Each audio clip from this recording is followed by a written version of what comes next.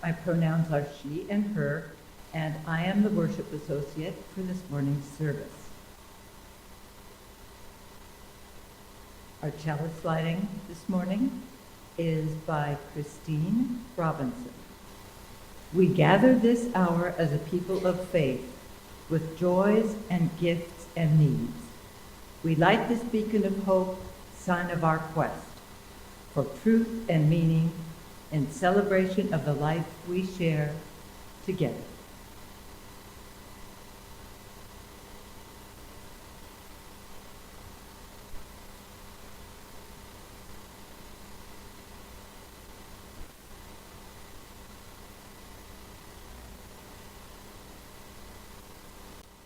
Let us rise as we can and say together our chalice.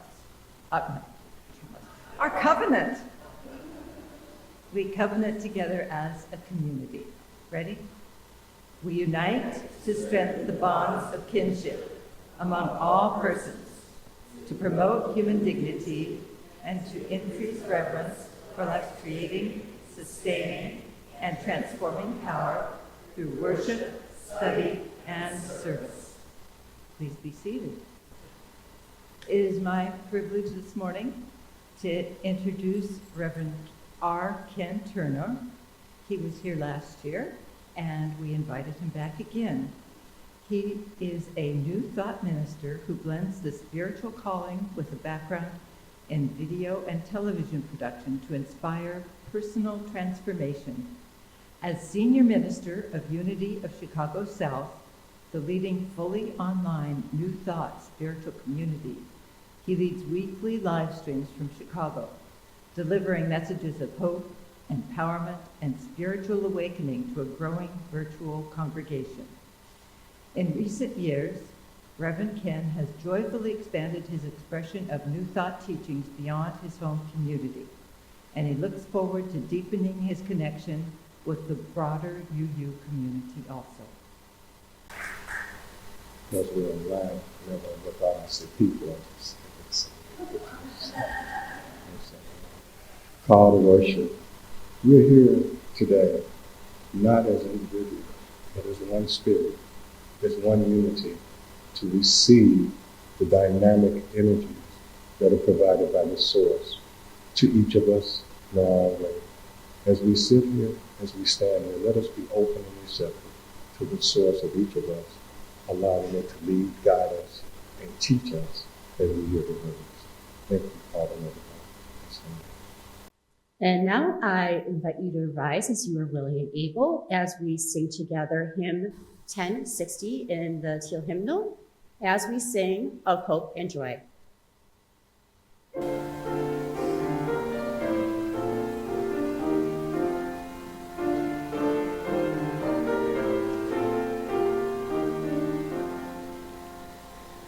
As we sing of hope and joy to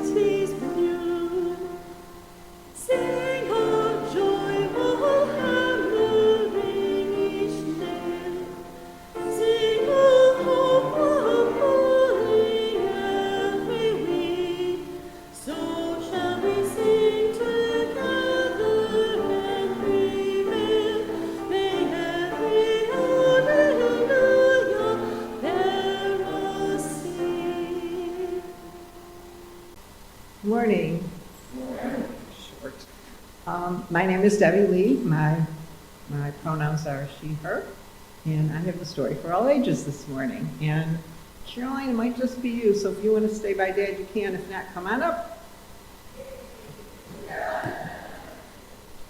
So normally we have a wonder box, and there's something in there that pertains to the story and pertains to the sermon. And today we were a little late in coming, but we have something in the wonder box. Did you hear me talking about it when you were outside? Yeah, do you know what it is? A squirrel. Something. Yeah, it is.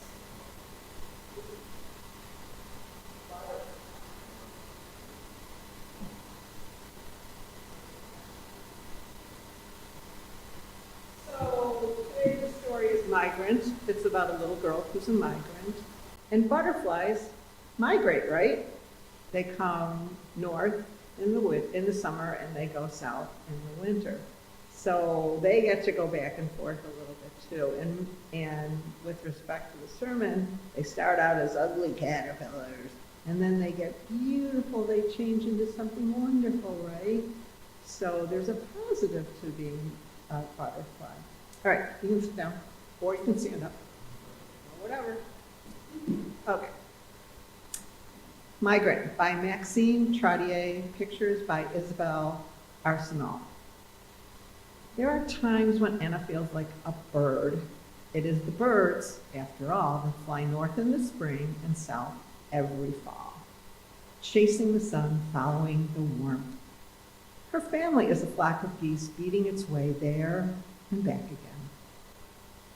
What would it be like to stay in one place?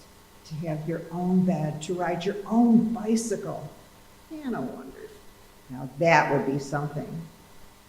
There are moments when she feels like a rabbit, not the sort with the white fluff tail, but a jackrabbit. Those rabbits live in abandoned burrows, her father has told her. When her mother works hard to make a home of yet another empty farmhouse, the rooms fill with the ghosts of last year's workers. Anna feels like a jackrabbit. A bee, that is what she is during the day, not a worker bee though. Anna is too young to work, but when no one is watching, she picks a tomato now and again, just the small ones. When her parents' backs are bent under the hot sun, when her older brothers and sisters dip and rise over the vegetables, that's when all of them are bees. At night, Anna is a kitten, sharing a bed with her sisters, all of them under one blanket when the nights are cool. A kitten is a good thing to be, a safe thing, curled there with your sisters by your side. In the other room, her brothers are like puppies, growling and nipping in their sleep, fighting over a blanket that barely covers them all. When they shop for groceries at the cheap store, Anna is shy because people often stare. She listens to all the voices, to the woman with the pink hair at the cash register, to the tattooed men who put cans on shelves. But she only understands some of their words. Dollars, peas, meatballs. A few people talk the way she does, the good plain German, rolling off their tongues as sweetly as sugar. Others chatter together, their words as spicy as the hottest chilies or as slow and rich as dark molasses. To Anna's ears, it sounds as though 1,000 crickets are all singing a different song. What would it be like to be a tree with roots sunk deeply into the earth, to watch the seasons passing around you the same way the wind passes through your branches? When fall came and your leaves fell, they would blow away, but you would remain. You'd watch black and orange butterflies set out in wobbly flight, feel the days growing shorter, look up in the sky and see a line of geese winging south yet again. And then you would sleep, wrapped in snow until the sky-high hawking of geese woke you in the spring. Now that would be something. But fall is here and the geese are flying away, and with them goes Anna, like a monarch, like a robin, like a feather in the wind. Giving is the anchor that holds you through a stormy night. It reminds you who you are at your best self. With your gift, Countryside Church can be its best. Your gift helps us fulfill our mission to create belonging, inspiring curiosity, and heal our world. The offering will now be gratefully received.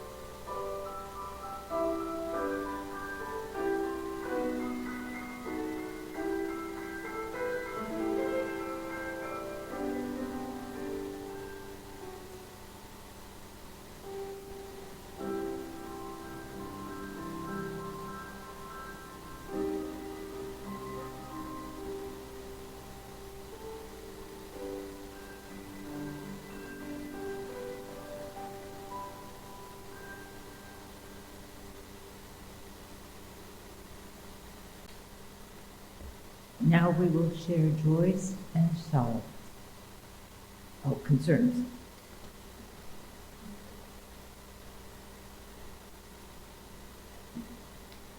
Good morning, I'm Helen Moore. My pronouns are she and her, and I am a member of the Lake Care Ministry. Each Sunday we share joys and concerns so we may show our support and strengthen the bonds of kinship among us. Let us know if you have something you wish to be included or could benefit from our support. There is a link on the church website and in the weekly e-news, or contact the church office or any of the lay ministers.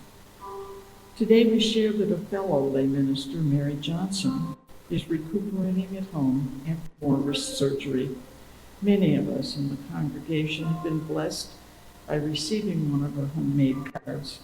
We wish you speedy healing and love, Mary.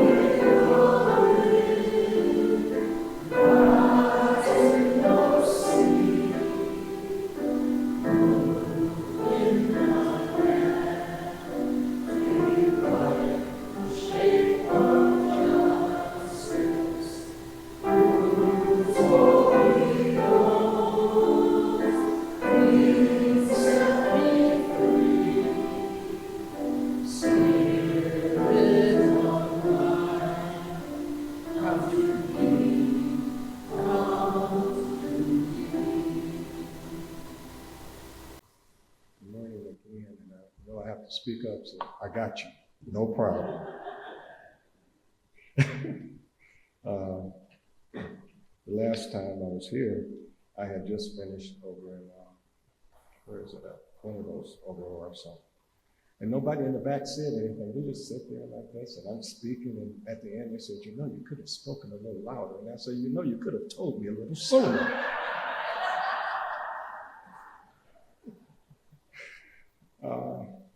You know, I have a gift for you today. I'll give it to you at the end of the service. And the reason that it's so important that I do that is because I was gifted today by Bill and Adam. Bill shared some wonderful, joyous jokes that I'm sure you're all familiar with, right? And then Adam shared his program from last week. So I feel good about like giving you a gift at the end. Now the thing about this gift that I'm going to give you, you download it. And why it's different is this reason. Usually when someone gives a gift online, they say, give me your email. Have any of you seen that? You give them your email, and then you start getting 1 million emails from other people that you never heard of. Well, that's not the case. This is a special site that I've set up just for you guys, and there's no email required or anything. You just download it, and once you do that, I think it's going to be up for about a week. But anyway, that's that. I usually try to start with a little story or a little joke. But I got very clever this time.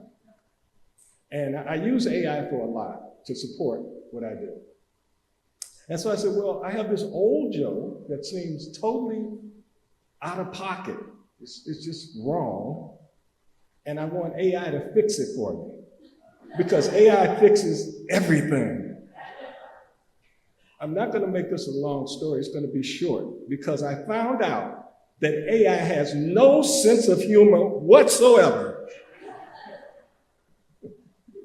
So I said I won't use that joke. I won't use it because it was terrible. It really was. Today we're talking about the North Star and our own North Star. What I had to do is that at the last minute I said, you know, everyone knows about the North Star, but they don't really know about the North Star. What can I tell them about the North Star that's quick? Well, the North Star stays in the same place all the time. It's called Polaris, and it's going to be there for another 12,000 years. And after that, it changes, and there'll be a new North Star that folks can navigate from. That's all the history you get today, okay? So now you know everything you need to know about the North Star. But while sailors were known to be guided by this North Star, they were the only travelers who used the North Star. You know, during one of the darkest chapters of American history, men, women, and children escaping slavery often traveled under the cover of night. And Harriet Tubman, how many people have ever heard of Harriet Tubman? I am in the right place, for sure. Well, one of history's greatest conductors of freedom helped lead dozens of journeys north. Along with her knowledge of the land and the trusted routes that she knew and the courageous companions, the North Star was also one of the constant guides that pointed toward freedom. Think about that. The star didn't at all remove the danger. It didn't shorten the journey. It didn't make decisions easier, but it did one thing that was so important. It gave direction.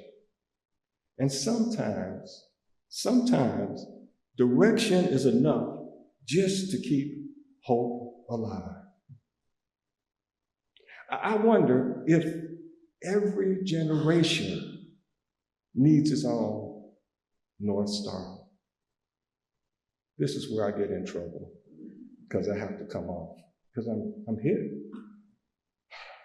With the world as it is today, with our country as it is today, we need a North Star.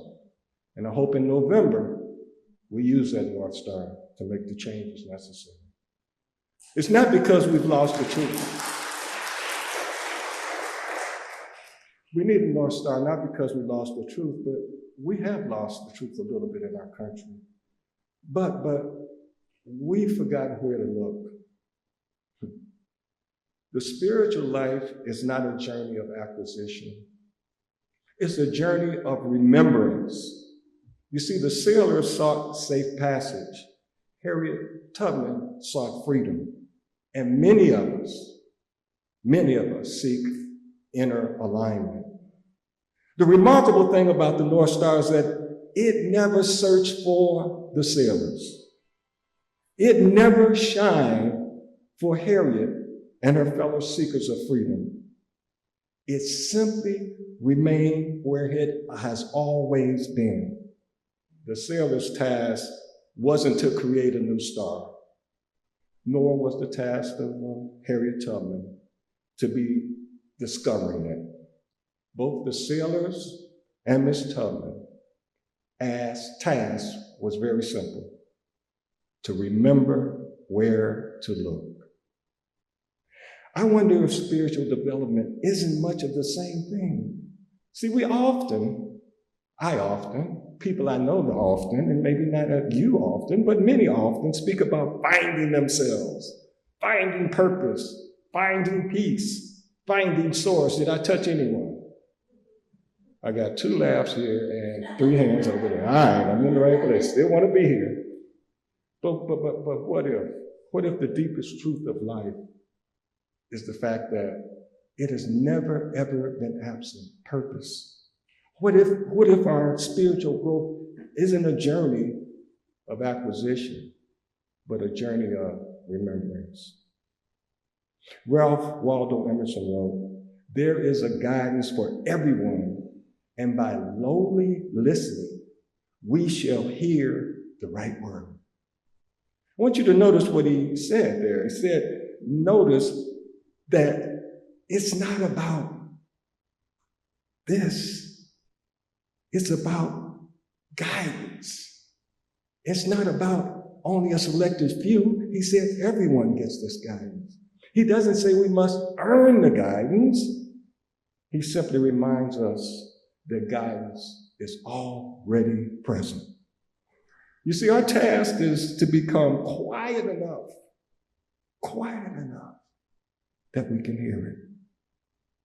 The spiritual life is not about becoming something new. Oh my. I couldn't preach that in too many churches because it's all about coming new. It's all about being new. But it's not that at all because it's already there. It's about remembering the truth that has always, always been there about each and every one of us. You see, one of our tenets in New Thought is that what is the first cause of suffering? And we say, it's that we forget who we are.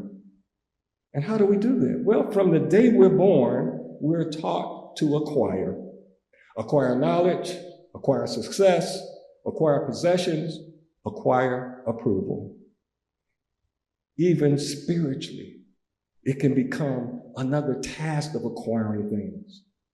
Acquire another book, another workshop, another practice, another guru. Those things do have value. But eventually, we must ask, what if wisdom isn't something we gain? What if wisdom is something we uncover? Paraphrasing what Scripture attributes to the master teacher, these words: the kingdom of the source of each of us is within each of us. The Buddhists spoke of awakening. Socrates urges us to know thyself. And my New Thought practice reminds us that the divine life already dwells within every person. Different tradition, different language, one shared insight. Truth isn't manufactured. It is remembered. You see, the sculpture doesn't create the figure inside the stone. The sculpture simply removes what doesn't belong. The sun doesn't disappear behind the clouds. Only our vision changes. Perhaps, maybe the same is true for us. Our North Star has never, ever, in the midst of this darkness, is still shining. Never stop. Sometimes we've simply forgotten where to look. If guidance is always present, you might say, if guidance is always present, then why am I going through the challenges that I'm going through? Why is my country going through what it's going through? Why is my community challenged the way it is? Why do we lose sight of this guidance? Well, I don't come to just give questions. I have answers. First, life gets noisy, doesn't it? Our attention is pulled here and there and everywhere. News, work, responsibilities, technology, AI, my friend, options, opinions. The louder the world becomes, the harder it is to hear our own inner wisdom. Fear. See, fear demands that we react right now. And there's a reason for that. It's in us. It was wired into us as human beings. Because when we saw that animal that could eat us, we needed to be afraid so we could get the hecky-doo out of there. So fear has a purpose. Immediate reaction, but fear sometimes is not appropriately placed. And we need wisdom instead. Because wisdom invites us to quietly reflect upon the situation. So you can see there's a time for fear, run, and there's a time for you to calmly say, this situation doesn't need fear. See, fear asks, what if everything falls apart? Wow. What if everything falls apart? We're seeing that right before our eyes. What if everything falls apart? And so many people are afraid, but we need the wisdom to ask, but what is the next step? What is that thing that's loving that I can do to change the falling apart? And thirdly, finally, we begin believing in our circumstances. My mother would say it differently. I don't know if you've ever heard this phrase. She said, you're starting to smell yourself. We believe what we think we are. We believe what we think we're going to be. We believe that, but the circumstances, like our job, the circumstances, like our mistakes, how many people have lived? Don't raise your hand on this one. Don't let anybody else know. But so many of us live in our mistakes. You say so many of us, how do you know? Because I've done it. And I fight for it regularly. And I say that to anyone who's still living in their mistakes of the past. They're gone. Don't stay there. Have a whole sermon about that. Maybe invite me back for that. We live in our successes and we live in our failures. But those are our experiences. That is not our essence.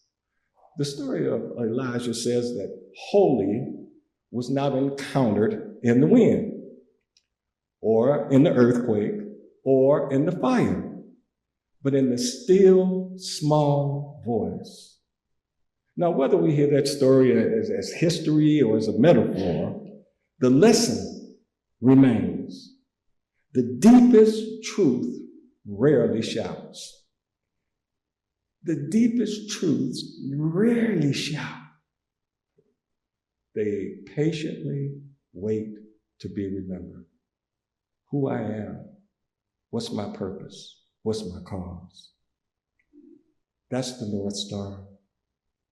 But the question is, how do we remember? This is going to mess a lot of you up, because I know you've done this all your life. You don't remember by trying harder. We've been told that, try harder, work harder. That's not how we remember. We don't remember by becoming more spiritual. I can testify to that. We remember by becoming more present. We pause, we breathe, we listen. Howard Thurman once wrote, "Don't ask what the world needs, ask what makes you come alive." You see, perhaps what makes us come alive is not something new that we have to discover. Perhaps there's something ancient within us that we've just neglected. Something like compassion, kindness, justice. Oh, I know I'm in the right place when I hit justice. That's what you guys are really about. And it's a wonderful thing to vibe with you on that whenever I come out, because justice is so lacking in so many places. Joy, love. See, these things are not really strangers to us. They are our original companions. The North Star doesn't tell of every wave to cross for the sailor, nor every danger ahead for Harriet. It simply provides orientation. It simply provides orientation. It simply lets us know if we look here, we can be guided. And likewise, our deepest values won't solve every problem. Isn't that a shame? If I could just touch myself spiritually, everything would be okay. Not quite. But what it does do, if we can touch that place of wisdom within us, it can help us remember who we are while the problem is in our life. In closing, I'd like to return to where we began. Imagine a sailor at sea, Harriet Tubman on the road to freedom. Storm, clouds cover the sky. The North Star can't be seen. Has it disappeared?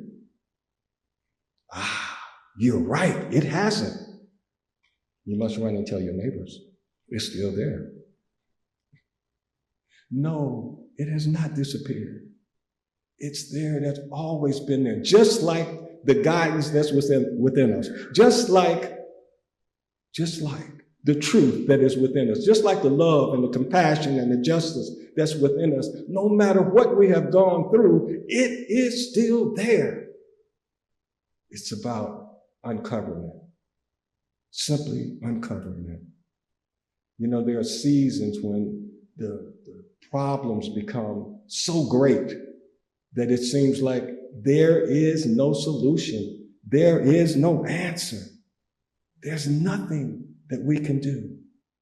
But we have the power to remember that we are from a source that is so great, no matter what we call it, that is so great that nothing in front of us can overpower it, if we but seek that guidance and follow the guidance. That is our North Star. It is not out there, it is in here.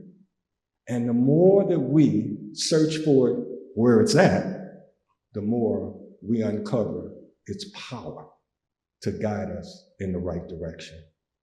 So I ask you just for a moment to pray, meditate, whatever you do, as we just take a moment and do something very simple. And that is meditate, pray on, ask for guidance, the guidance of the North Star, the guidance of truth, not only for ourselves, but for our nation, for our nation, for our nation. I thank you for that. Thank you for inviting me. Thank you for allowing me to come. And thank you for telling me ahead of time that you couldn't hear me. I do appreciate that. A whole hour, nobody heard you. There is a slide that's going to come up on the screen, and that is your link to the free gift that I mentioned to you. Please take advantage of it if you like. It's a little pamphlet that we've written about guidance and inner guidance and alignment. It's free. I guarantee you that there is no put your email in because you have been so gracious to me. I wanted to return that favor to you. And also one other thing that wasn't in the script again, which I do a lot of, and I like to do that because then I get lost and I repeat myself and it gets really bad for me because my mind is good, but it's not that good, you know. Anyone here, don't raise your hand at all. Anyone here that is seeking or has to go into the hospital or needs some type of healing, I have some CDs that are from Unity. They're pretty much non-denominational and they're free. And there's, again, no catch at all. I just happened to wake up this morning and said, take a few of those with you. And if anyone needs one, just tap me on the shoulder and I'll make sure you get one today, one of the CDs. So with that, I said, I congratulate you. I understand you have a new minister coming in. Is that correct? Okay, new minister coming in? Okay. The new minister might be watching and wondering why the minister was announced and nobody said yay, you know. I'm trying to help you.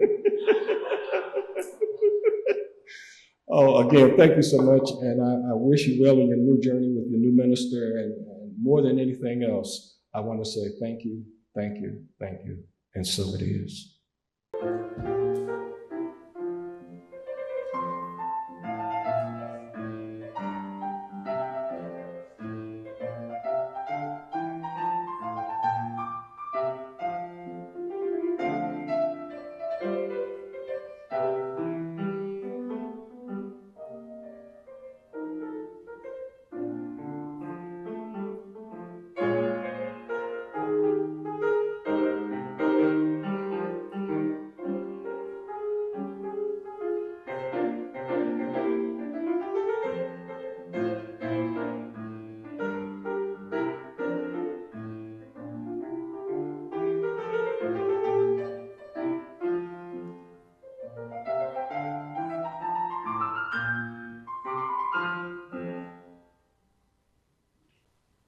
Thank you so much, Reverend Ken.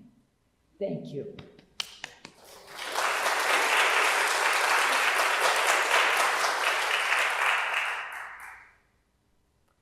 Our benediction this morning is by Barbara Peskin. Because of those who came before, we are. In spite of their failings, we believe. Because of and in spite of the horizons of their vision, we too dream.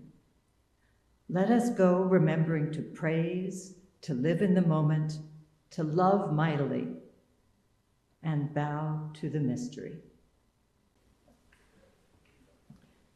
We extinguish this flame, but not the light of its truth, the warmth of this community, nor the fire of our commitment.